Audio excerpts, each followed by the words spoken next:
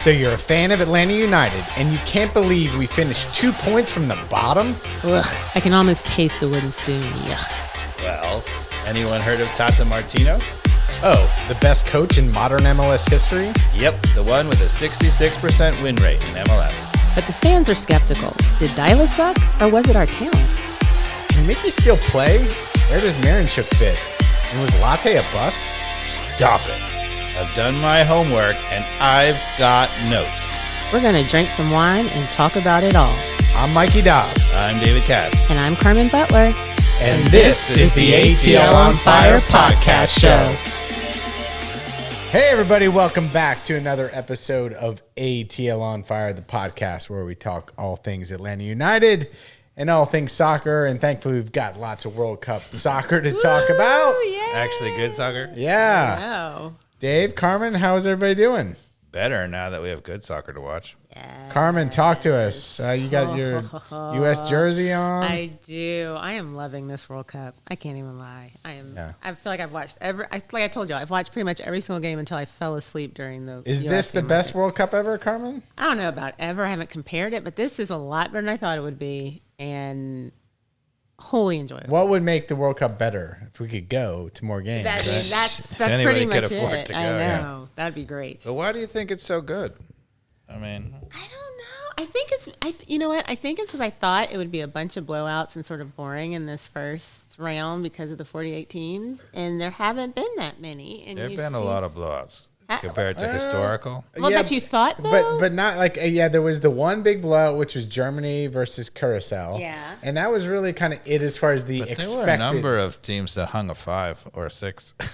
I guess. That's a big number. Yeah, like soccer. today, who hung a 5 or? Oh, Senegal beat, Yeah. who was it? Iraq? Yeah. 5. So there you go. There's definitely some of those. There's some of them, but I just thought, a Cape Verde, what? Really? This is it's exciting. That's good. They're in contention. They're in contention.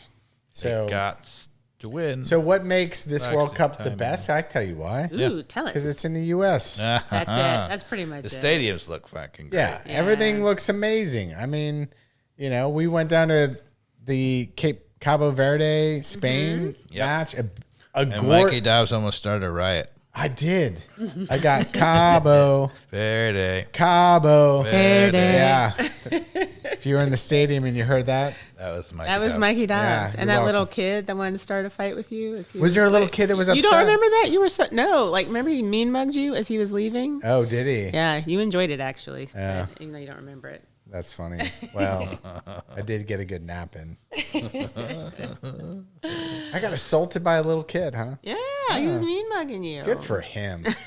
He should have cheered for Spain a little harder then, I think. Yeah. You That were was- not happy about the Spain I thought fans. the Spain fans were literally the weakest. They should be very ashamed of themselves. I mean, if they're trying to go for the 2,500 pass record, congratulations. They did it. Because They did go 2,500 passes without a World Cup goal. People. But I mean, I don't know. I was going down there expecting the culture of the chants, and it's just the Spain fans were an absolute disappointment for the World Cup experience. I was expecting as a U.S. fan. I would have totally gotten behind them if they had that's my. You point. were ready to jump on the bandwagon. I was ready to jump on the bandwagon, and they gave me nothing to cheer about. So when Cabo Verde put up a fight, I go for the underdog. Fair. Absolutely. Well, That's the what longer happened. it went, you had to go Cabo Verde. Yeah. Did I kick Longer that was little kid in 0-0. the shin? I Did I do don't that? No, you did not. Ah, okay, good. Probably for the best, but maybe you should have learned a lesson and start cheering. There was only one little period where they did any sort of chants. Yeah, they didn't do a lot. Okay. Oh, Uruguay had a chance there. Yeah, we're watching the Uruguay-Spain game live here as we get going here. Let's talk our sponsors first, and then we can talk about what has to happen in this game. Okay. All right. Sponsors, let's thank Wild Heaven Brewer. It was just up there earlier with Nick and the crew. Nice. They've got some new kind of one-off beers that they're brewing. Okay. They've got a 250, they call it, which is like a red kind of... Is that for our 250th anniversary? I don't know. It's a very weird No, No, but it's the name 250 for our 250th Yes, anniversary. it is, yes. Well done. And I don't want to describe the beer wrong, but it's absolutely delicious. Try the American? 250. Okay. No, it's more of like a Belgian, like lager, and I don't know. It's delicious. There are no words. The It's so irony. good. I'm probably getting that all wrong, but go give it a shot. It was good anyway. It's delicious. Yeah, so Wild Heaven here in Avondale Estates, Toco Hills with Fox Brother Barbecues, and on the West End, where they now have Eats, by the way. Did we know that, right? They revived Eats. Did they No, really? I had no didn't idea. know that. How did I not, like, drop this bomb? on it? What? So Are we going after the game tonight? I'm a total failure of a sponsor. Pretty much. We are going after the podcast. So- I guess we all are So because I'm like, Eats, Uber, let's like go. literally Eats that used to be on Ponce. They Yes. purchased everything. They have the same staff, the same booths, the same. I don't know all- what's going to happen. yeah. I see what Whether I happens. get another game or not, I don't. Yeah, top left or right. Yeah. Which one? I don't know. Danny Rojas is in the top. Just like back in Guadalajara. Yeah. Okay. So anyway, Eats Oh, boy. is basically reinstalled in the Wild Heaven location on the West End, and all of the same food, same menu, everything is exactly the same. Nick wanted to keep it exactly the same, and so they've God really, bless Nick. yeah. So And the Wild Heaven folks. he kept an institutional Atlanta restaurant Yes. alive. I need details. Yes. Like he just bought Eats and moved it, or like Or is it still the Eats management, like selling their food and thing? Or did Wild Heaven now own Eats? Do you know? So all I know is Nick bought all of the equipment, all of the stuff, and the same staff that ran it Even the same staff? has come over. Like the people who are cooking the food have all. So it's You know, How did I trying to not be know like the that? replica. In this So day I and don't know age- about like the ownership and all of that stuff. in this like day terms and of- age of all the Yes. cynicism and all the terrible things, Yeah. that's a beautiful thing. It's a beautiful thing. Oh, yeah. It man. makes me so happy. I'm in. Let's go. So there we go. That's where we're Wild going Heaven. afterwards. If anybody wants to hang out with us after the podcast, we'll be there. And if you aren't familiar with Eats, you're new to Atlanta. Like, how would you guys describe Eats as far as a Awesome. institutional eating establishment? It in was so Atlanta? crazy. They had the chicken, the roasted chicken or whatever, their amazing spicy chicken. And then they had a pasta bar. And then they had, It's we like had a all little kinds bit of everything. stuff. A little bit everything. Yeah, Yeah. It was Amazing. Awesome. It was wonderful. I had no idea. All right. This is exciting. Amazing. And so I need to send a link to Brandon Bogner, who's Can up we at, send Nick some flowers for thank you? Oh yeah. If he sends us another keg, Okay. we're due. We're That's due. We're true. due It's some time for sponsorship. our next World Cup Yeah. keg. World Cup keg. So yeah, Brandon Bogner, who runs Wolf Mountain Vineyard up in Dahlonega. He's a huge soccer fan. Yes, he is. So he's been tuned in. We've been texting a lot. Go visit the Bogners up in Dahlonega. at Beautiful time Wolf to go Mountain up Vineyard. there, That's get a some great wine, point. watch a And World how about Cup June game. in Atlanta? How about this weather? It's a great time to get up there. Gosh, it can't get much better than this unless you had a working Achilles. Well, now it can get much better than this if Uruguay can beat Spain. Yeah, what happens if that what- happens? If Uruguay can beat Spain and Spain does not top the group, they can send Spain to the other side of the bracket. Spain is the dominant, the favorite in our side of the bracket to go through. They would be the likely quarterfinalists for us. Oh. But if Uruguay, who has to win, Uruguay only has 2 points. Oh. Right? Even Right. a draw doesn't guarantee anything. They have to win to guarantee to go through. Oh. So, and they're a good team. Where is France stacked up right now? France already won the group. What do you So mean? are they, not this I'm group. saying which side of the bracket are they on? Oh, they're on our side of the bracket, but we don't have to play them to the semifinals. Okay. You're going to have to play somebody good eventually. If we get to the semifinals and lose to France, I'm all right with it. Yeah, I mean, let's go. No, It's I'm all not all right with that. I want to win. But it. I Well, want the it's- bracket to open up. I want it to free and yeah, clear. It's not all right. I'm just saying it's Right, If we I'm make with it you. there, then I'm it's with you. destiny. I We're gonna gotcha. kick the crap out of France. So Uruguay, come on. So Let's go. How about it, y'all? 0-0, 17th minute. I don't know that I was the most optimistic person for the United States going into the World Cup. You guys owe me Group apology D. for months. I'm still not. Hold on, I'm not months. apologizing. I still am not apologizing to you. Forget about it. Yeah. Whatever. Well, I won't apologize, but it is better than we thought, though, Mikey. Yeah. You have It's to a admit lot, to that. But You guys had it as Pochettino was reeling the team right into the ground. You were with all that bandwagon who was like, Pochettino's ruining the team, doesn't know what he's doing, and blah, blah, blah, blah. And I said, relax, people.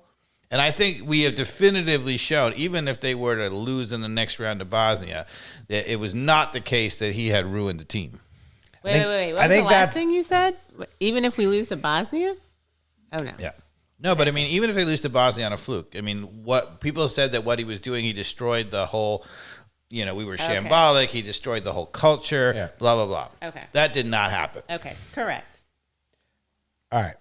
I may have to give you that, So it wasn't a total train wreck going in that I thought it was going to be. But like I said, okay, that would make me very happy to be wrong, which I'm very happy to be wrong. Yes. Okay. So couldn't be happier being high-fiving people going up, what is it, 4-1 against 4-1 opening game against Paraguay. Oh 4-1. my effing God. Let's go. Let's go. So let's break that game down. 4-1. I got 3 words. Awesome, awesome, and awesome. Yeah, there we go. We're done.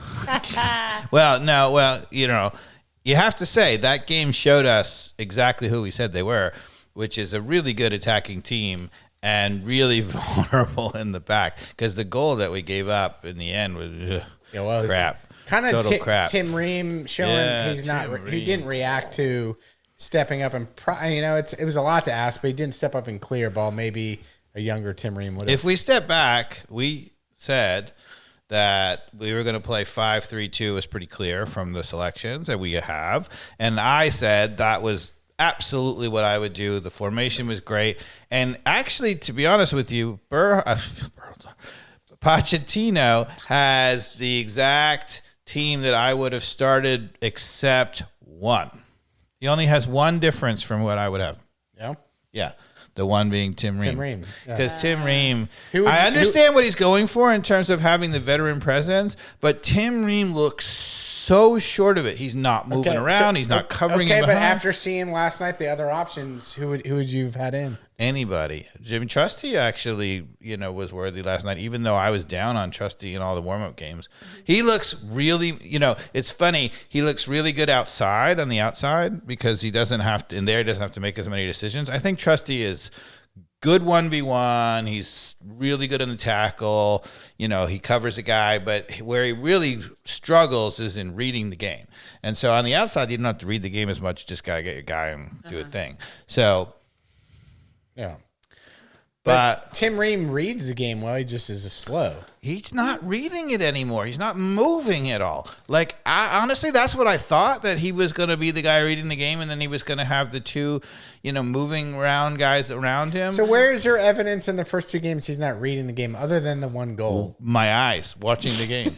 I mean, if you watch him, it's been awful. He's not moving at all left, right. He's not covering in behind people. He's just kind of jogging up and down the pitch. It's awful. On the ball, he's great. Distribution, great. Yeah. Defensively, it's been awful. I mean, I'm watching the game, and I'm like, he is totally lost his Really? Totally lost it. Break that down for the listeners that don't believe you. Well, because as somebody who doubted you with Kobe Manu, and then I had to go watch tape and then agree with you. I want to disagree with you right now, like most of our listeners. But then you go watch the tape, and Dave's going to school you here. Well, it's funny because I've been a big Tim Ream supporter for a long time, and he would read the game and move or whatever.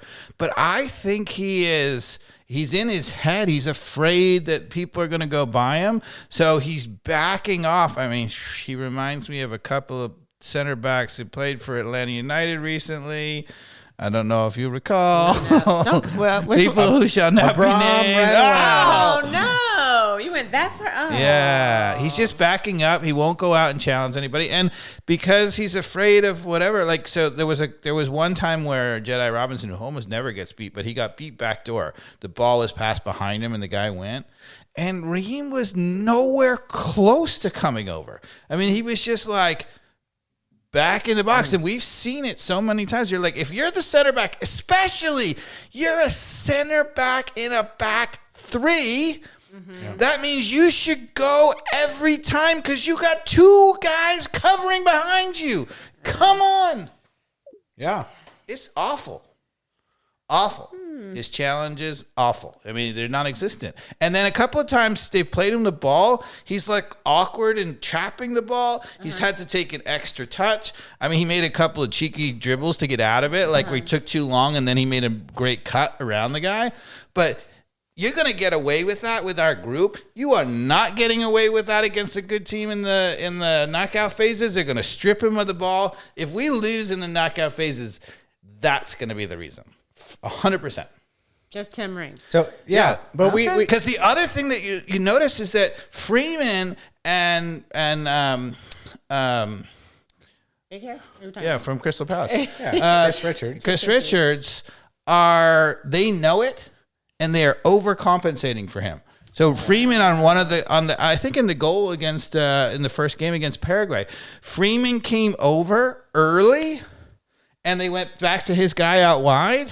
He was, and you would say, well, that was his guy. He was responsible, but he was so worried about Reem getting beat. He came over way too early. Yeah. He just bailed out on the whole play. He was like, well, I got to stop him from scoring. And then they passed to the open guy. Can we talk about the joyous goals that we had during that? Let's have a little fun. How about when we If you sit back against us like those teams did, and which I think Bosnia is going to do because they can't score and they have to sit back, we are amazing going forward. The outside back are really good. Dest is amazing. Jedi Robinson's amazing. They're opening it up for it. It's awesome. Yeah. So that first game against Paraguay, right? The first goal, I couldn't believe how amazing and explosive Pulisic was. is? Right? Me neither. I actually didn't know who it was, and then I was like, who was that? Just blew by and then created times. the own goal. Yep. That was Pulisic. Yeah, you get to the end line and you're going to get an own goal every time. Yeah, but it's just how fast he just went from 0 to 60 on that play was unreal. Brilliant. And then just had people facing the goal, and there you go, own goal. And he showed it when he came off the bench, even in this third game. It was just lightning. Yeah, Yep. So much he quicker. did. And okay, so then the next two goals were ball again, right? Badigan and Badigan. And He looked amazing. the first one was a pass from Pulisic as well, where it was an assist. Yep. He just slotted it it. beautifully in the side netting, Yep, right? that's right. Yep. And then the third one was maybe the goal of the tournament that was for the beauty. U.S. For the U.S. for sure. For the U.S. Beauty. He not only accelerated to the side, just inside the box, but he just bent it in the upper 90. Yeah. I mean, It was gorgeous. that's classy finish. That was And that's what he has been doing the second half of the year in France. He's been electric, and he's never shown that form for the U.S., but it looks good. talk about a great high-fiving goal. When you cut it and you look at the upper 90 and you smash it into the upper 90 like you're supposed to. Yeah. Like to me, that was like the classic goal, which that's why I rate it higher than Reyna's goal, which was just icing on the cake for that Well, it game. looked I like think we it was took better their than foot off Reyna. the gas, and then, the late goal from Reyna was terrific. Yeah, it was a terrific goal. What do they call that with the outside of the foot? They call it something fancy. Really? Some It sort had of some name for it. it had some Bennett. name. Yeah. Well, I don't know. Outside of the foot bender. Yeah. But yeah. And then the game that I was actually more worried about was Australia. 'cause Australia, good they're just defensive pesty Socceroos. Really organized. Yeah. They're organized. We kind of knew exactly what they were going to do. And I thought we managed the game really well. Like Score early. they definitely had some chances, but it was never like, oh my God, like they're about to score. Right. Like I never felt that way throughout that entire game. Like, and there But were again, neither of those teams attacked us. They all sat back. Clearly the idea was to manage the game and counterattack and beat us once we got frustrated. That is not the way to beat the U.S. If you do that, you're going to lose. okay. So now let me get to the negative Nelly side of Pochettino and all that. Oh, it's my favorite part of Yeah. Mikey Dobbs. So we I don't beat got so much we beat negative. a subpar Paraguay Yep. and we beat Australia. Yep. Excellent results. We scored 6 goals. 6 goals. And so That what is electric. Well, no, it's not electric. It's what should happen. Maybe, but it's still electric. That is like what should happen, and I'm shocked that it happened. Yeah, I am shocked it happened as well. I am you pleasantly look at surprised. But then we play Turkey, European team. We can't beat them. Well, so two things. Can't do it, Dave. Hold on. Can't pull it off. Not with this equipment. No. So first of all, if you look at a lot of the big teams in the tournament, including the Englands, the Spains, or whatever, they also have gotten. We were watching Spain totally lay an egg against Cabo Verde, right? So that's okay. The other thing is, I love the fact that he rotated.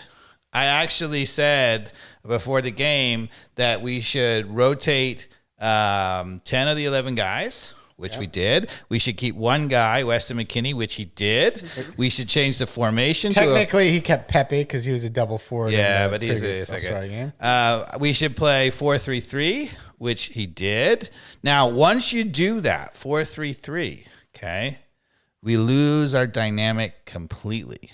Right, because you lose what has been creating everything is you have Dest and Robinson overlapping. They have to deal with that, the other team, and that leaves that little bit of space. And now Balogun and Pulisic can move, right? And then suddenly, amazing, right? When you don't have that, we are a much more static team. Yeah, but we're not going to do that. We're going back to the 5-3-2. We sure didn't look static out of the gates the first 10 minutes against Turkey. Well, we scored a goal because we were hyped up with the crowd. But then, so with nothing to lose, Turkey is the only team that decided to attack us. Mm-hmm. And our center backs are terrible to begin with. Our backup center backs are even worse, and they just going to score on us. So they just exploited our weakness. They showed the one thing they showed how to beat the United States. Now, I don't think the coaches will learn that lesson. Like Bosnia won't learn that lesson because they're like, it's a totally changed side. Right. So you're like, well, yeah, they beat that team that way, but not the top team that way. Okay. So I don't think it matters one iota for anything. I would have, and actually. That we lost the game to Turkey. I would have made, it's funny because when I called it, I called the formation right. I called the one player staying, Weston McKennie right. I called 10 of the 11 players, right, which is what I would have done. So Pochettino and I are 100% on the same page. We only have one difference in each of our lineup. Tim Ream. Well, Tim Ream in the starting lineup. And then the difference in this lineup is I didn't know that Austin Trusty could play left back. So I was really like, who's going to play left back? Because Arston's terrible. But so I had Arston because I was like, we don't have anybody else. But it turns out Trusty can play left back, so I didn't know that. Okay. But basically, we had 100% agreement on this. We have one difference in the starting lineup. Is Trusty hurt going forward, or is that just a little scare that he's fine? His ankle, okay. He'll be fine. He's fine. All right. Because when do we play next? When is it? Wednesday? Wednesday evening at 10. Okay. I'm going to hopefully the England round of 32 here in Atlanta. Oh, nice. For a guy who didn't have any tickets, he's got like 3 sets of... Haven't you been to 2 games already? No, I've been to the Spain-Cabo Verde game, and then I have a lovely neighbor who is kind enough to invite me to a game, and I'm not going to say no to that. You shouldn't. You shouldn't. Yeah. Does your neighbor want to sponsor the podcast and the other 2 members of the podcast? With Why you got to leave us behind? That's not no podcast member left behind. No, but this said person might be able to help with some people to get on the podcast, though. Okay, we'll take it. May have some connections with the. I thought you want to get us in the game. Oh, calm down. We'll take anything we can. And all that. Yeah. You got to hold out for more. We have to be grateful. We're appreciative of the tickets you gave. Was out. Spain and Uruguay. Spanish goalkeeper went on a walkabout. So here we are. Ooh. Going to the round of 32. We're matched up against Bosnia and Herzegovina. And I also had a good question at the Wild Heaven. Okay. Mike Gomes, who was nice enough to invite me to the game, he was asking, why is it that 2 nations, Bosnia and Herzegovina, can combine to create a national team to play in the World Cup? Like, why couldn't Haiti and Dominican Republic be one team, for example? I think it was a pretty good question. They're not really 2. They were one country. Once Yugoslavia broke up, they were left with. They were really one country, and they just have 2 names. because they're two regions. So they weren't really two. It sounds like they're still conflicted, Dave. Don't they? That's why. It's the So it's powder. two regions, one Powder cake. country? I bet you the Bosnians don't think they're Herzegovinians. Is all I'm saying. Yes, they do. I know some, and they don't. They don't care about Herzegovina, but it's part of them. Fair enough. It's a tiny part of Bosnia. Anyway, So- that's why. But It's the not just good a news is technicality. we're going to kick their ass. It's actually interesting if you want to have that argument, why they allow the UK to play together in the Olympics, but then, and they do play together in the Olympics, which is kind of crazy because they hate each other footballing wise. If you are Scottish, you are never going to play for the English national team. No way. But in the Olympics, they're like, yeah, sure. Fine. I didn't know. I never thought of that. The UK plays this one country. Now, Olympically, they're not so good. Maybe rowing. That's what they're good at. Carmen also said she would go to like a U.S. hockey game wearing like a Canadian jersey if they were playing Canada, for example. I'm sorry. on that. It's just a jersey at some point. It's not just a jersey. Not during the World Cup or Olympics. It's not just a jersey. Where's your allegiance? You don't go to. It's like you're part of the entire spirit. Like you can have your team, but yet appreciate just togetherness and love and all that. No, not so much. God. Mikey Dobbs is like, ugh. He just threw up a No, little bit in his not- mouth. Not when your team's playing. Like, Yeah, I agree. Like for example, I guess. England is going to play somebody on Yes. the round of 32 on July 1st. I'm going to probably wear my England jersey down there versus Okay. my U.S. jersey. That's But fair. not at the U.S. game. Correct. Like that's fine, right? You Right. sell your soul. Okay. That's my point. Can you wear just a kind of a neutral jersey to like? Okay, so you can do Oh, not to a U.S. to a game. U.S. game. Did you see Ed Norton the other day wearing his Radiohead jersey to the game last what the night? hell? I hope he's getting hell. Deported. He needs to be deported. He's gone. he's He's gone. gone. ICE is already on his front door. Like he's gone. Goodness. Gotcha. Okay, so at the U.S. First game, rule of Ice you Club cannot- I is- couldn't wear like a First rule of Ice Club is Ed. Sorry, took you on a tangent. Mikey Dobbs was very passionate Okay. about this. Yeah, I mean, come on. Like, and who else? There's a couple other people. Well, you know who's a good person is I think it was can't remember. My celebrities who are not Brad Pitt? Who That's were the only one Brad Pitt was wearing U.S. gear. He was wearing U.S. gear. and Yes, he was he standing was. next to Ed Norton Yeah. as the other character in Fight Club. Yes, that's the only one I remember. Oh, Uruguay All right. had a chance. So, Sounds like a Black Panther. Dave, what do we need to do to beat Bosnia and Herzegovina? Evidently the same country, but two different names. But how do we beat these two combined countries that are a powerhouse? It's the same game as Australia. Same game as also. They're going to play organized and compact, and they're going to sit, and you just play the same way. Where is the game, by the way? It's in San Francisco San or Fran. in Northern California. Yeah. Okay, and I didn't even realize there's 5 games in that San Fran stadium. I somehow have missed any of the matches per se that have been played there. I probably didn't notice, but I didn't realize San Fran was one of the. So we're staying in the locations. same time zone, which is an advantage for us. Bosnia was in Canada. They were playing against Canada and stuff, but we were playing in the same time zone, which is nice. So we played our last game in LA, and then we just stayed in California. Okay. So that's no travel for us. Let's talk a little. And I think we will stay in California again if we were to win.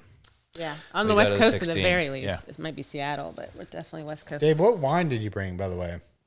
It's Faust, which is like the devil, but it's an American Faust. So I was like, "We are the devil. I like it. Let's go." Delish.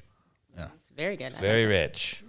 So, what's your prediction for our game next Wednesday at 10 p.m.? It's kickoff for the U.S. Bosnia and San Fran. So that's 7 o'clock Pacific time. I think you're right. Yeah. Okay. So we're gonna give up a goal because we always do. Our defense is terrible. I think we're gonna score 2. So I would say 2-1. I think ideally 3-1. Like we get a late goal, maybe make it 3-1, but probably 2-1 or 3-1. Okay. Carmen, what's your prediction? Let's see. I am gonna go. We win 2-1. Hard fought. You know, Very hard fought. Very original. I know. But it's true. I should Usually have when I gone try last. to That's how you get, you should. You know what? I'm going to be different. So okay. Don't do it. You're falling Every into the time it Mikey happens, Dobbs I trap. know. Yeah, I'm going to stick with mine. Yeah, smart. Yeah, I'm going to stick. She's a lot smarter than you. well, I mean, there's no way I'm going to go that we're going to lose, right? no. So Why if would I'm you say that? if I'm not going to go, we're going to lose, Okay. which would be just like a pessimistic viewpoint. Fair. Very on Mikey Dobbs. But also, we are better than Bosnia Herzegovina. Like They are. beat Italy. Sure, they did, but even Italy, they don't deserve to be at the World Cup because of that. Yeah. And And we're in Merca. yeah, and we're in America. America, hell yeah. And we're in America. San Francisco. Yeah. And there's going to be a great crowd.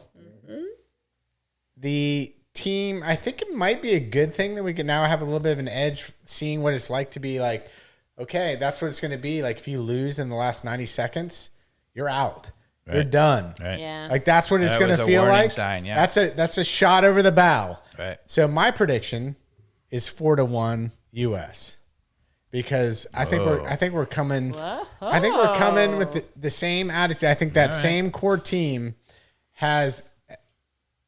they got something brewing. Yeah, but Bosnia is a way better defensive side than some of the teams we played already. So 4 goals is a lot against them. Yeah, but here's the thing, Dave. I've watched a lot of the attacking teams. I feel like the U.S. in terms of creativity with Dest and Robinson, with Boligan and Pulisic, like people who actually can put people on their back heels. Yep. I think they can do it, Oh, yeah. Over and over and over again. Absolutely. We're good for 3 goals a game for sure. right? So So it could be 4. As soon as you score 3, you can score 4. exactly. So that's my point. Like, do you get that last fourth goal, which is instead of being negative, I'm going to just go with that fourth goal, 4-1. Okay. Sorry. We got Whoa. Sorry, my bad. What did I Oh do? man, Okay. got news. Don't want At least that. it was soccer news. Yeah. Yeah, so are we anybody revisiting their prediction? I had U.S. in the quarterfinals with a decent chance at making a semi. I think you guys had 1 round less. I definitely had at least 1 round less. I think you and I said round of 16, right? think Yeah, so. and I had quarterfinal. Are we revisiting? Who would we play in the round? Do we know that at all? I mean, We would right now, as things stand, we don't know, but right now we would play probably Portugal. Okay. and look, if we made it to the round of 16, I'm still stoked. I think if it held, we would beat Portugal. I think we actually are depending. I think we could actually get an even worse matchup than Portugal. Well, look, we got to beat Bosnia Herzegovina. I think if we don't do that, like, I mean, who coming into this are like, hey, for you to advance the round of 16, you get to play Bosnia. Please sign me up. I would take that Oh yeah, for sure. any Please day. sign me up. Any day. Yeah, they beat Italy to make it here. I will take that matchup any day of the week. And I also feel like, yeah, we kind of match up well against them to some degree in terms of our style. So, that was awful goalkeeping. Oh no, I don't like awful That was like the worst goalkeeping. Spain just Goalkeeping scored against ever. Uruguay, Ever. Ever. and he's yelling at somebody. That's what you have to do as a goalkeeper, Yelling just to at get it him. out of you. Yeah. You got to That scream it out. was slow motion disaster. Sometimes you're hard on a goalkeeper. Let's see. I'm No, gonna no, be no, nice. no, I'm gonna no, be you're nice. gonna cry. Nope, I'm gonna be nice to this goalkeeper. Let's You're see gonna what's going on cry. here. You're gonna cry. That was. They don't even want to celebrate. That was so bad. The Spanish players are like, we accidentally kicked it towards your goal. And Okay, it went here we in. go. It wasn't your fault. Here we go. Let's see. It All right, was out to the right, Out to the cut right. in, not even cut in. Lots Lot of of people sloppy scrambling, tackles. okay. Into the corner, crossed. Oh. Oh, man. Not the best, but Yikes. I mean, basically the most basic save ever. Couldn't even push it away from the goal. Should have been able to do something. just grab it.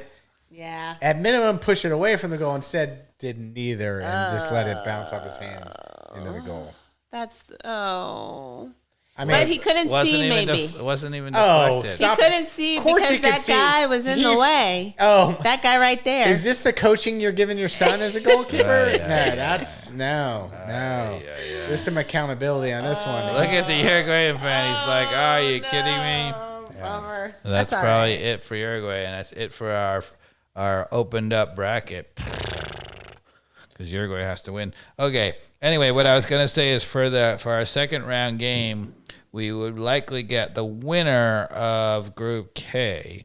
So right now, Colombia.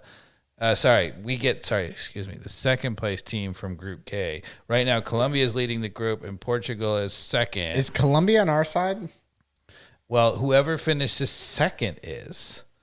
So I don't want Colombia. Colombia has to play. Oh.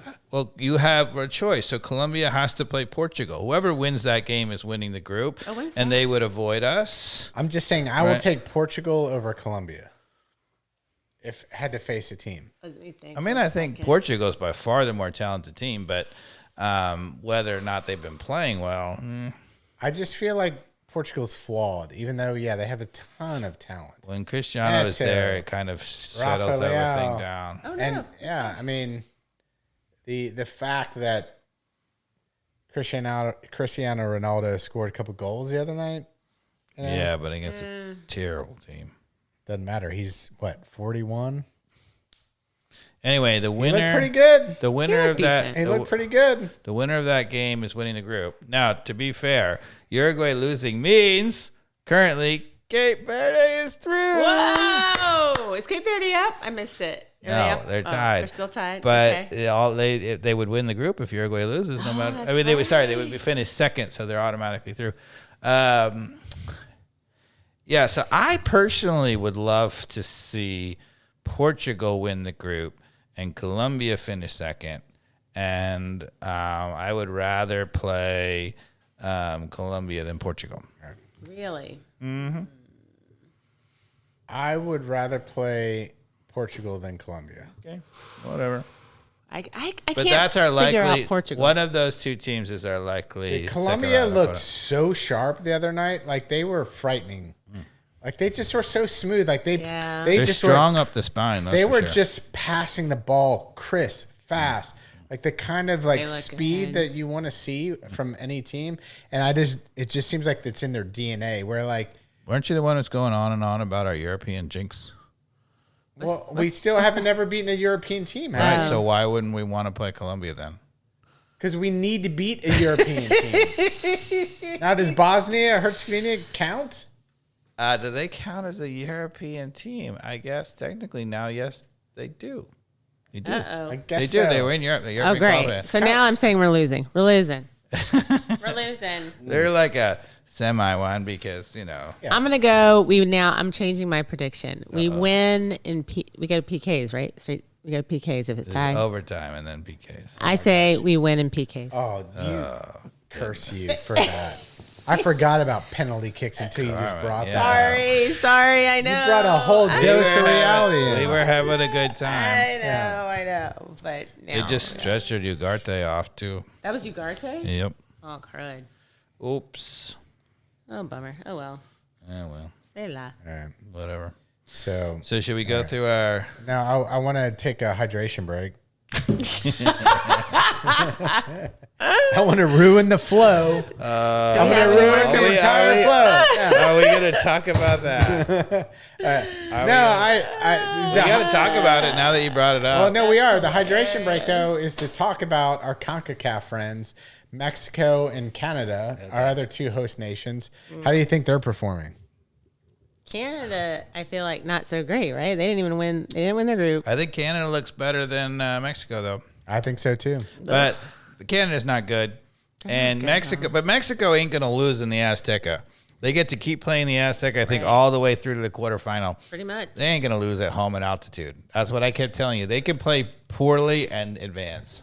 Is that right? They that's get what to they'll play. do. They get to play on their home soil all the way. Well, it's their host. We're one of the hosts. We get to play on our home soil. Now, how's that work for Canada? Same. They get to play also through the quarterfinal, I think. No, but they lost. They lost. They lost that. So they 'cause didn't win. the Yeah, they group. didn't win their group. They They didn't win won the their group, so they group. lost that. Yeah. that So privilege. that was afforded to Mexico and the U.S. because we won our group. Yes. Okay. Yeah. Well, the U.S. I think Which had a is- huge advantage because most of the venues are here. We couldn't go to either of those countries anyway, so we're It would've been special. tough. So Qatar finally, broke somebody's leg. Oh my gosh. Ugh. What did you think of that? It's a kind of innocuous. Like, I didn't think It wasn't, think he as hammered, bad as people say. And then, yeah. It kind of looked like almost a freak. It seemed like a freak incident. It didn't seem to me. violent. They got a point. Did not seem violent They to also me. got their first point. As someone who's looked down at their leg like that guy did. And been like, They just showing the third place rankings currently. I think that's a broken leg. I know that look. Wait, okay, so the top one, so right now Sweden, Ecuador, That was 8, though. So we were missing them talking. That must have been 4 are already through for sure, 100%. So those are the 8 left. 4 of them are going home. So right now Senegal's going home. Really? Even after winning by like 5? No way. Senegal. That's what they just showed. I couldn't tell what the thing said. Yeah, it was without the sound. It's hard. Don't know. But they had Ecuador on there, and they pretty much said Ecuador was going through. Yeah, because Paraguay was right above them, and they have 4. And Senegal has 3. So that was absolutely accurate. So they are saying at the moment, the way it stands, not a single team at 3 is going through. Oh. Because... That's not good. Yeah. Not good. All right. So right now, I mean, the loser in this group is not going through because Uruguay would only have 2 as the third place team. With Saudi Arabia at 2, they would be tied. One of them would be the third place team. Whoa, so Uruguay, if they lose this, they're not going through? No. 1, 2. They're out. Yeah. That's why they got to play. Oof. They got to play. South Korea has 3 right now. They're out. Bosnia has 4. They're through. Scotland has 3. They're out. Paraguay has 4. They're through. Ecuador has 4 at third place. They're through. Sweden at 4 is through, right? I mean, it's going to depend because the Belgian group is a big one. Oh, yeah. I forgot about Belgium. Yeah, the question is... Well, that's the bottom bet for the bottle of wine. That's right. And they might not even get through that. So I think, you predicted Belgium to go further than the U.S. Yeah, that was not... Ooh, I'm not scared. Okay. Well, Yeah. Not scared? Not too I ain't smart. scared. They got Doku. Oh, yeah, Doku is back from watching his baby be born. Yeah. Ooh, okay, quick talk. Okay, ready? I'm going to start with cats. Uh-oh. You get to play in the World Cup Yeah. or watch your first child/children be born. Do you leave the team to be there for the birth of your child? That's a good question. It's very... He taps his face. It's very personal, right? Some people are like, okay, it's a birth, nothing happens. But then if something happens to your wife, it goes wrong, then you'll be freaking out that you weren't there. Mm-hmm. So, like, emergency there. Like, being there for the birth. First birth. I feel like we've asked this question before. I don't even need to We've ask. never asked this question. We've never asked this. All right. Leah knows my answer. Like, I'm going to the game. The way you said it, you're almost like, I had tickets. I needed to go. Yeah. I mean, He's going to the game just to watch the World Cup game, not to play in it. See, yeah. Because I feel like the kid's going to be born. Kid's never going to know. I can't affect anything that's going to happen, That's right. whether it's to the baby or to my wife. So I'm leaving it to better hands. And Yeah, but if something goes wrong, what am I going to do? yeah, you would be there. To you would comfort be there and to for hold the hands moment. and stuff. Yeah. I mean, yeah, right. Well, I'm not going to live Anyway, my that's- life in fear. That's fair. You can live your life in fear. Fair. I will say there was another one. I can't remember what team. I guess he was on the Norway. So you're team. saying live your life in fear, be like, they're going to expect the worst. I think I told you that I think it would play too. Expect the worst. So And I agree I with think both of y'all's wives would say, "Yeah, go play in the World Cup. Yeah, We got fair, this." And I think once you get the okay from your wife or baby mama, I think you'd Maybe be okay. Dave. Dave got the okay. He's in. Sorry, just had to ask. Go ahead. Sorry. All right. So, Oof. Yeah, so anyway, right now it's looking like at the moment nobody with 3 would likely to go through, but there's still groups to play. So a lot of it's going to depend on what happens in the Belgian group. what do you mean nobody at 3 points? Yeah, you would have to have 4 as to that's get through as one of the 8 third place teams. Because right now there are in Group A, there's only a 3-pointer. But in Group B, there's a 4-pointer. In Group D, there's a 4-pointer. In Group E, there's a 4-pointer. In Group F, there's a 4-pointer. That's 4.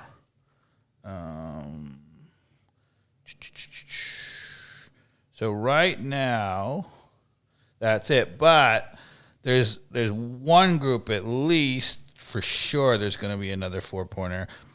There are at least 2 groups that are going to be a 4-pointer. So the most is 2 3-point teams are getting through, and it's going to depend. It's going to be on tight. Senegal will be the top team to go through. If any 3-pointer goes through, it will be them. Yeah. Because they got the 5 goals today. Yeah.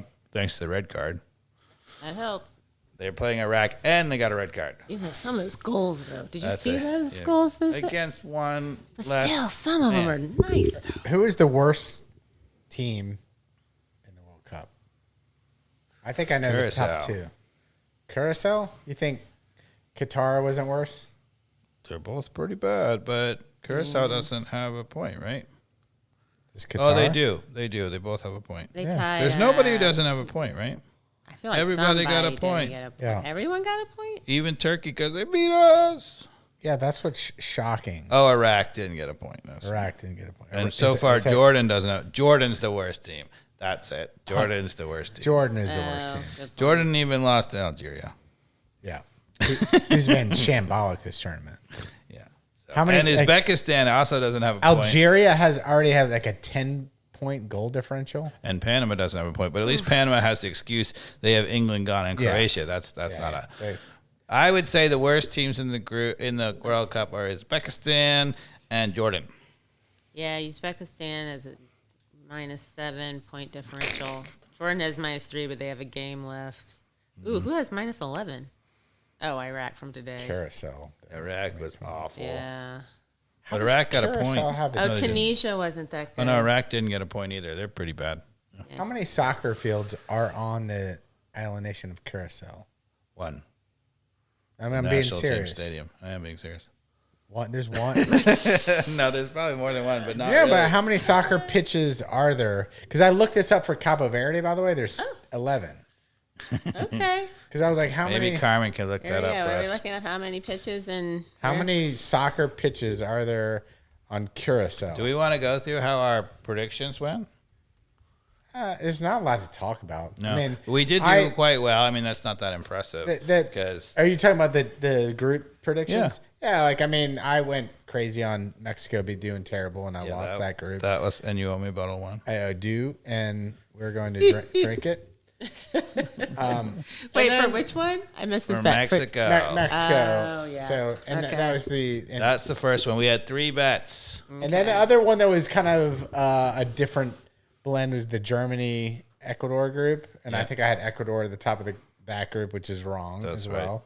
Which I think they're in third And I had place. Germany. Yeah. So Germany clearly better. Say there's 2 for Dave, and then there was a couple of the groups where I had probably The big one where you had a little bit of advantage was in Group F, where you had Japan as second, and I had Sweden as second, and Japan was quite good and finished second. yeah. Sweden got 4; they finished third, Yeah. so it wasn't a big deal. But then I mean, a lot of our picks are pretty similar They for a are. lot of the groups. They So were those. So you won. technically I two- won two of the one more 3. group than yours, so that's Oh, second we have bottle of somebody wine. visiting us, guys. Oh. Is that Chipper? Yes. Sure is. I love it. How you doing, man? I'm doing very well. How are you, Mike? Good. We're gonna bring you into the podcast here, Okay. and Live caller. we're just talking a little World Cup as we're watching the Spain Uruguay game, and we're just talking about the fact that Did I hang up? it seems like Spain is I don't know. Did I hang up on you? All right, No, he's still Chipper's there. still there. How do I get him on though? I'm here. Can Yeah. you hear Oh me? boy. Yeah, we can. Can you hear us? Yeah. No, All right. I Oh, think- there he is. yeah. He's in the little corner. Yeah, but how do you get him onto the YouTube channel? You got to move Yeah, him over. yeah, there you go. Click that. That's this one. Boom. There we go. There he We're is. live. I gotta switch it over. So Chipper and I played youth soccer together, high school soccer together in Roswell. in Roswell. Yeah, All right. Nice. That's right. Roswell Santos. that's right. So we were just talking about, the round of 32 in Bosnia, and what are your predictions for? Or do you have any questions for us? Or do you have any questions? There you go. I have so many questions, so many predictions, and maybe more really bad takes. Okay. That's what we're here for. What we're going to start with? I think let's talk the Bosnia game real quick. I don't see very many teams in this World Cup that are as athletic as we are. That's correct. But we're not deep. Last night showed that. That's correct also. So if we can stay healthy, I don't see any reason why we can't make a run at it. I 100%. If we can stay healthy, luck. yes. We have to have a little bit of luck, maybe a lot of luck, and stay healthy. I don't think health is as big a problem as you think it is. Even though we were shambolic with our reserves yesterday, most of those reserves, you're never going to ask them to play 10 together. So one of those guys could come in and play with the starters and probably look a lot better than they did yesterday. So I don't think that's as big a deal. I do think our center backs are still a big, big worry. When we get against the really good teams, which Bosnia is not a good attacking team, right? They got Edin Dzeko still, right, as their 40-year-old striker. He ain't going to run by anybody. He might actually be slower than Team Ream. 40-year-old versus 40-year-old. Take it. Yeah, I feel like maybe you read a text thread that Mike and I were on last night, because I made the same comment. I made a bad take at halftime, and I think maybe half of America's made it. I wanted Bearhalter out of there. And it was and then Mike came in and said, "Hold on, he's got a lot of upside." And I agree with that, but we were asking him to kind of be the man in that middle back, or defensive mid, and he's not ready for that. But no, so that's what we asked him to do last night, and that's what you were just saying. Yeah. And so if you put him in, or any of those guys in, around our top 8, 9, 10, 11 players, they suffice. Yeah, I mean, I think that the one guy who is irreplaceable on this team is Tyler Adams. We've said that from the start. And, he didn't take a backup defensive midfielder. He had Roldan and Berhalter as the backups, and neither of them are a true defensive midfielder. He left Tessman off the squad because he thought he wasn't good enough, I guess. And I think the answer to that was, we were wondering, like, well, God forbid, what happens if Tyler Adams picks up something? And I think the answer is what you saw is that we would go from a 5-3-2 to a 4-3-3, and it would be a different formation. Yeah. Yeah, I agree with everything you just said. I think Tyler Adams is such a beast. He's such an enforcer. He's such a leader. And really, I think, you mentioned a couple guys getting left off the squad because maybe they weren't good enough. I think that Poch looks at culture first. Yeah. And I think he looked at the psychology in the locker room and made decisions off of that, because so many guys are equal. That's a really good point. We talked about a lot of that in the build-up, that he was playing these psychological games to try to build the culture. And, Mikey Dobbs, I think, was worried that he had lost it. And I was like, no, I think he's doing the right thing. And I think the answer to that question is that I think the culture is great right now, that the team loves to play for each other. They seem to be playing free, and they're also playing a much more technical, nuanced game tactically. Yeah, I think he's just got him. Hey, who cares? Just go out there and do it. Play. This is what I want you to do. Do your best. And I think watching Dest play is the best expression of that. Like, you can see Dest has a card to go out there and just play like Serginho Dest, and Poch has given him that freedom, and that is like, that's the culture of the team right now. And I think, because Dest is such an amazing player. His defense is going to be what it is. He's just such an athlete, but where his bonus is man, he can take players on, and he's clearly got the card from Poch to go do that, and I think the rest of the team 100%. Feeds off of it. Yeah. Weston McKennie too. He's all over the field. Yeah. And that's just Weston. That's him on Juventus or any team. That's just who he is, and he clearly is matured a little bit coming into this World Cup, and just is doing it by just doing it. It's funny because we always talk about like Weston McKennie and Pulisic look like Pulisic more than Weston McKennie down the stretch in Italy where they both play all the time. They were kind of dying a little bit, and so, one of the things that you're worried about is, okay, are they just exhausted and they're going to play poorly in the World Cup? And I think what you saw is they were literally just waiting to be home and in this environment, and then it just lit them up, and they were never going to be tired on home soil. Yeah. I mean, you look all over the field. Alex Freeman I had serious doubts about him coming into the World Cup, and he's been great. Yeah, I do think he's vulnerable to a really bad mistake that maybe we haven't seen yet, but that comes with his age. Yeah, 21 years old.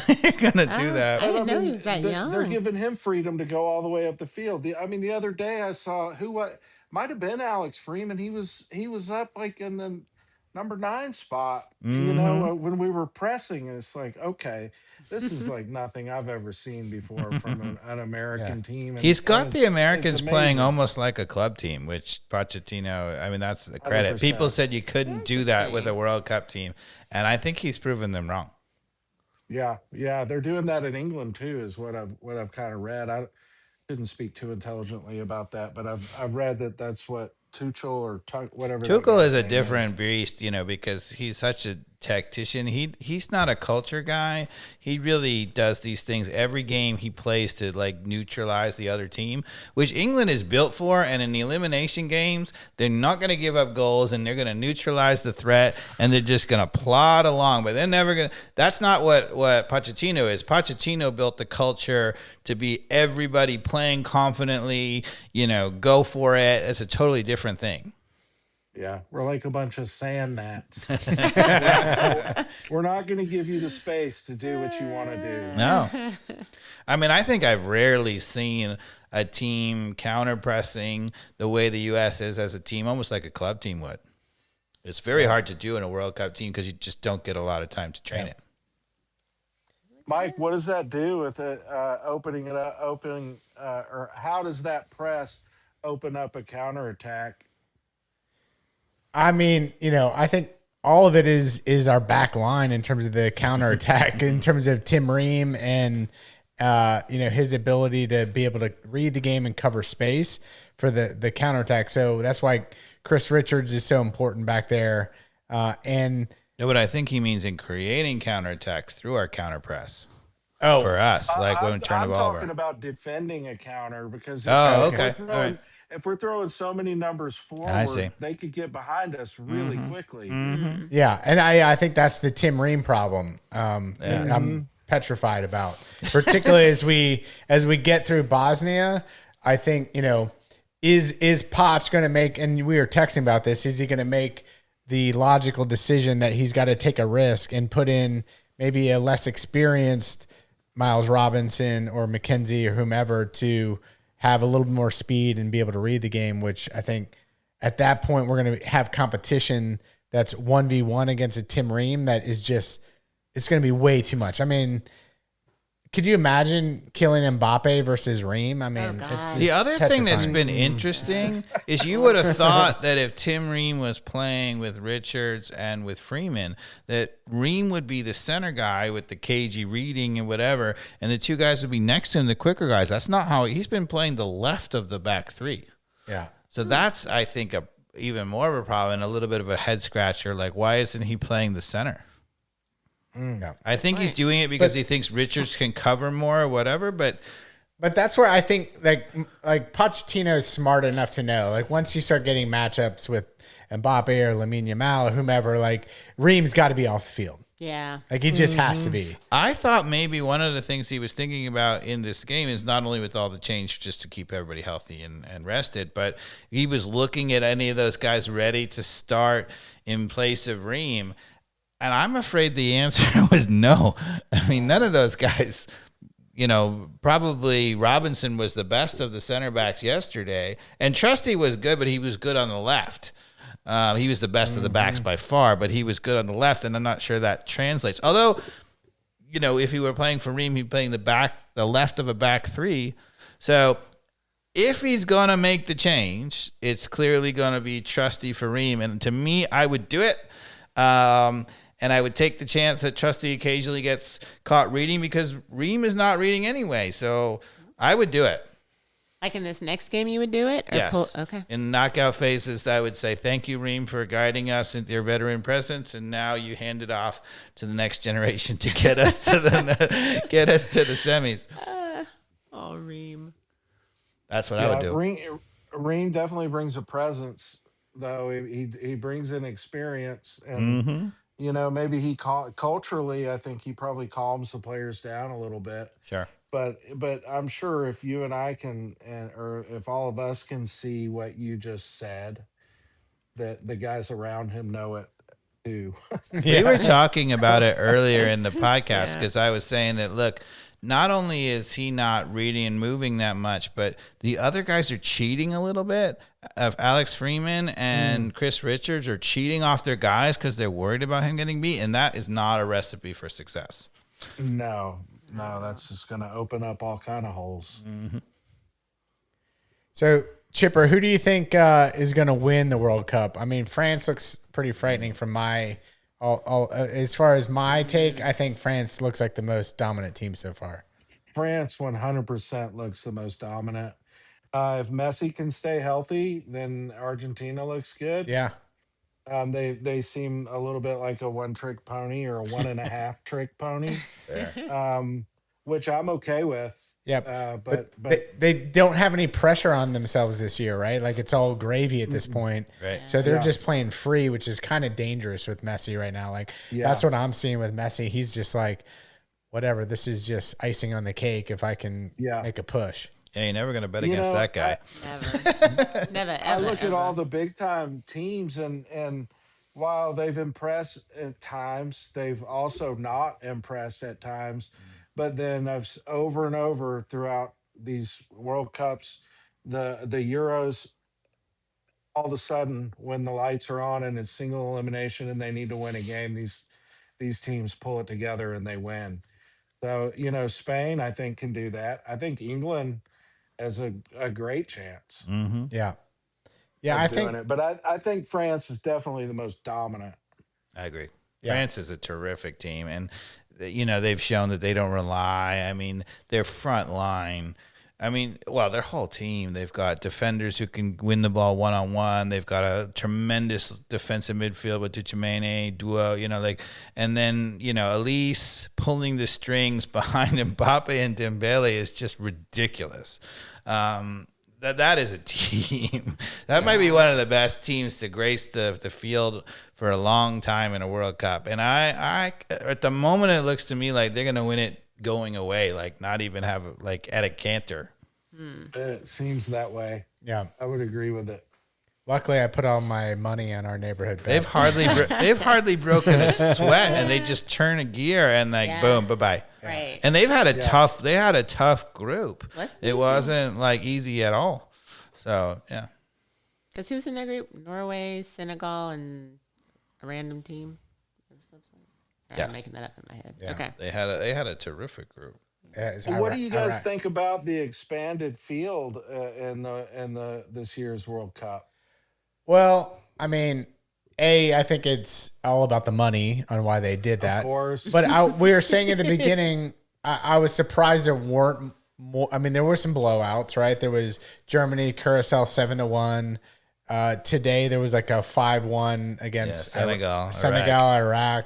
But Canada scored 5. Both of those are in red card situations. Canada, Qatar, red card situation. Right. Yep. But I thought that there was more competitiveness from some of the teams I thought were totally shambolic than I would have expected in terms of Cabo Verde, which we went to the Cabo Verde game. Cabo Verde. But those teams, they also sat back and played a low block and kind of made for boring soccer. Like DR Congo did the same thing. So I don't know that it added a lot to the World Cup. but I didn't hate it either. I also here's the thing that I liked about it the most: the 48 teams. Holy shit! I mean, anytime we turn on the TV, there was soccer, right? Like that was the best part. A lot of games. It's like there's been soccer nonstop the last couple of weeks. Games. I'll take it. Like to me, that's a win. Is a sucker for just more soccer. Yeah, and to think we used to have to go to the video store to get videotapes of World Cups in the past just to see it. So true. So true. So Chipper, what other questions you got for us? Dave's my soccer aficionado that, all the questions on the text I think would be good to throw his direction. What do you think about Tom Petty? Oh, that's a good question. Tom Petty. Yeah. You mean in the Heartbreakers? Yeah. There you go. We're gonna assume that's a you think he's great, like everybody. That's the right answer, Dave. Good answer. I love Tom Petty.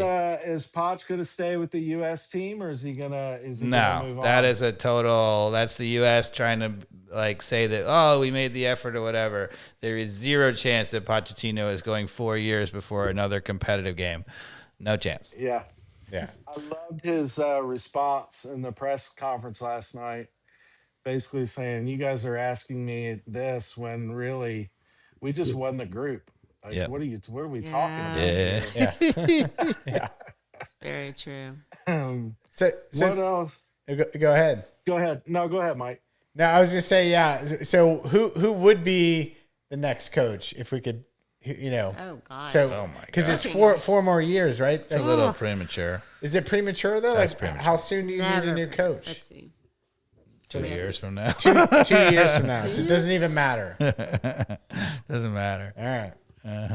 What about Michael Bradley? Just follow the bloodline, right? Wow. I say he that did. It's done well so far in MLS in his debut season. I don't know if you know this, but I coached in Princeton, and I trained Michael Bradley a couple of times. He played with my team. Oh yeah. Yeah, he's a good kid. Where at Princeton University? So he was actually already. This was the Princeton club team I was coaching. I was at Princeton University, but I was coaching the club team. He was already playing in the residency program in the U.S. national team back in the day, but because we didn't have a lot of great MLS. Club systems. So all of the national team players used to be sequestered at 17. It's totally nuts. And they always used to be in Florida permanently training basically as a 17-year-old club team almost. Right. And he was on that. He was in the residency program. He was training there. But so he was the same age as my team in Princeton. But then in breaks, he would come home to see his family who was in Princeton because his dad was the Princeton coach and still lived in Princeton even when he was coaching in the MLS originally. And so he would come back and he would train with my team in the winter. Yeah, very cool. Very cool. So that is a good question coming off of that. What is the legacy of Jurgen Klinsmann with the U.S. national team? I know he's been credited a lot with trying to help the way the youth soccer is developed in the U.S. Is there anything to that, Dave? That's just what I've heard. He did two things, really, maybe, that were big. So first of all, he made that incredible decision. He left off Landon Donovan in that critical moment. And that was a sign for the World Cup team that, look, nobody's above the team, and we're not just going to take stars along. We just got to try to have the best player and have the best team. The other thing that he was adamant about, all these players were like, okay, I'm just going to play in MLS and be a star, whatever. And he's like, no, go press yourself and play in the Champions League. And if you look at Pochettino's team, it's not an MLS-based team, which we could have been. And I think you got to give Klinsmann some credit to that. He said to the American players, go play in Italy, go play in England, go play in Spain, and be in the Champions League. Yeah. Yeah, I agree with that. And Mike, I'm with you. I never really followed up or, vetted anything that I read about it, but I know he was a big proponent of, hey, there's got to be a lot of changes in America for, America to catch up in the youth system. Yeah, and it feels like that's like a huge uphill battle with the pay-to-play system that we have. And so I'm sure that while he may have done a couple things. I think that's still our Achilles heel, even coming out of this amazing World Cup. Also, yeah, what do you think that this is going to do to MLS and to soccer in the United States after the World Cup's over? Like Nothing. Nothing. You don't think it's going to do much? I don't. I think there'll be a bump in some fandom, Yeah. but I think that people will get bored of it. Do you think? I'm going to disagree with that. I actually think it's going to be a huge impact, but not what you're thinking. The impact is going to be on players from around the world being much more willing to play and come and play in these stadiums and be. They're like, because they used to be like, America's a backwaters of soccer. It's not real. That's what I was about to say. And you come here, you see the stadiums, you see the fans, you see. Because a lot of these people still have the idea that in America, they're going to want to just kick the ball forward, and that's the only thing they're going to cheer for. And if you pass the ball back, they'll boo you. But this is not that. That's not America anymore. Yeah. I can get on board with that. I never considered that angle. Yeah, I think it's hard for us as we are the outliers too in the U.S. who grew up playing soccer in the 80s. You know, that love this game. That we just take it for granted that like we see how this game is progressing. But this is really for a lot of people who are even kids and parents of those kids who are into soccer, you know, cheering it on. And then all these countries, the 48 or, you know, let's call it 45 countries that are here in North America, right? That are experiencing these stadiums and the vibe that's here in terms of, I mean, these stadiums that we're hosting these World Cup games at are like, and look at Qatar, like what they built with all of that, that noise and nonsense. And what we already have here that was just like, that's a part of our infrastructure. That's not Qatar's like, you know, basically ghost town. Yeah, like this is like where sports is played nonstop right now in the MLS and NFL and all of that. And I think there's going to be some recognition of that creates some momentum for a player that is 28 years old or 30 years old that otherwise would have said, okay, I'm going to transfer to another team in Europe. Or they may be like, you know what? I still got 4 good years of soccer in me, and I'm going to bring that quality to the MLS. Like, I think that's going to happen. It's also going to be some younger players who don't have a path through, and they're going to see the U.S. as a path, right? Before they would be like, if I left Europe, I'm done. I'm never going to play for my national team. I'm never going to be back in Europe. And that is clearly not the case. You can use MLS and you can go back to those things. So I think they'll be more willing to do that. I also think, you know, some of them being here, even seeing, you know, there's teams training now at the MLS facilities. And they're like if you go to Atlanta United training ground and you're like, oh, this backwaters, you know, MLS team. And then you're like, whoa, wait a second. That place is nice. Right. I don't know if you've been there, but it is a spectacular facility. It is. It is spectacular. I really appreciate that perspective because I didn't consider that at all. And I do think that the awareness of soccer on the world stage by Americans and what they may be appreciating that they never appreciated before, if you bring on some stars, a few big names that are in their quote unquote twilight for European leagues, there really could be some excitement and some momentum to build. Yeah, I mean, or that could be built. How about our second string starting at SoFi last night? That crowd, I've never seen that much energy in a stadium before. People were hyped up. That was amazing. That was wild. I thought SoFi really showed out. It showed well last night. Well, the facilities going back in the to US. what you were saying, Dobbs, about our stadiums are amazing. That just looked incredible. It really did. I mean, on TV, like that just was like, could you imagine that in the 90s when we were growing up? Like, as a Santos player, like that just, like you said, like you had to watch a replay on a VHS tape of the World Cup. You know, I mean, rented. Yeah, rented. Yeah. Oh, it's incredible. Yeah, I think it will be transformative for us because I think showing the world what will mean that players are not afraid to come here.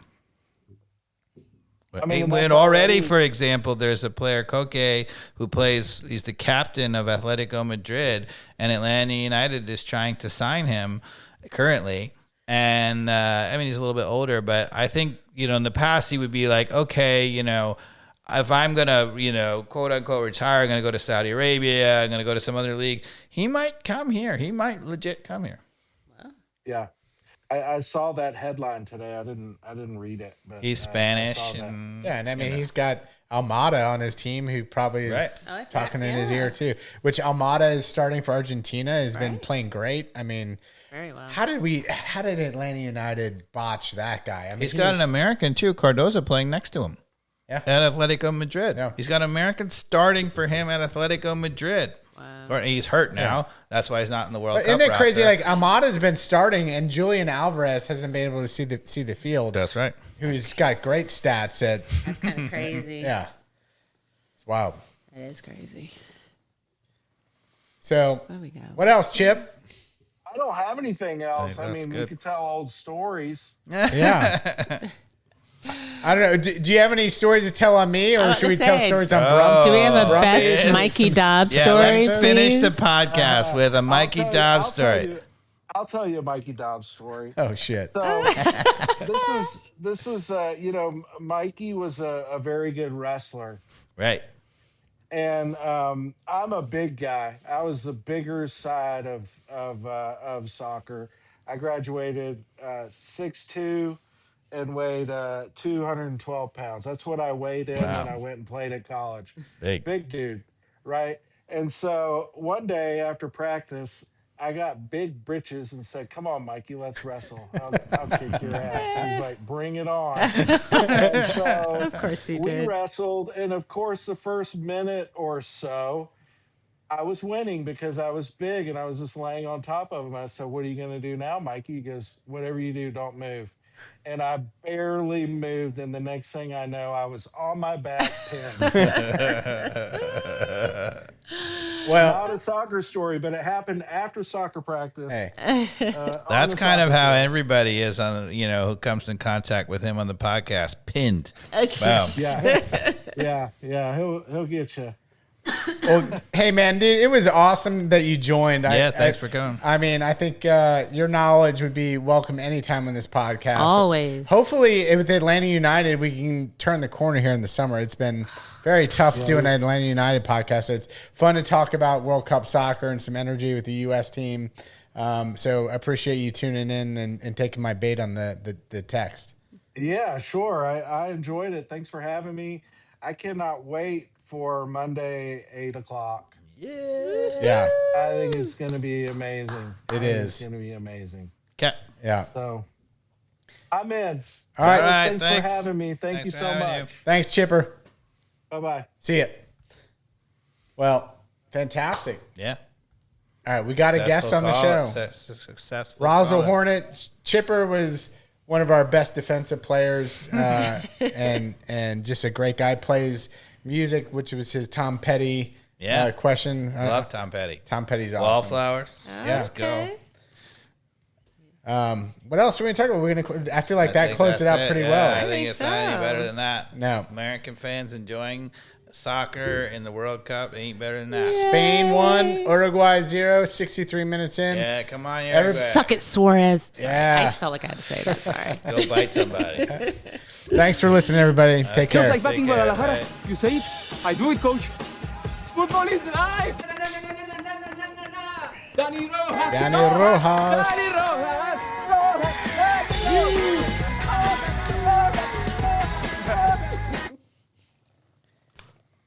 All right. Excellent. Who's coming with me to Wild Heaven? Who's coming? Let's go. I'm in. That is so cool that they're doing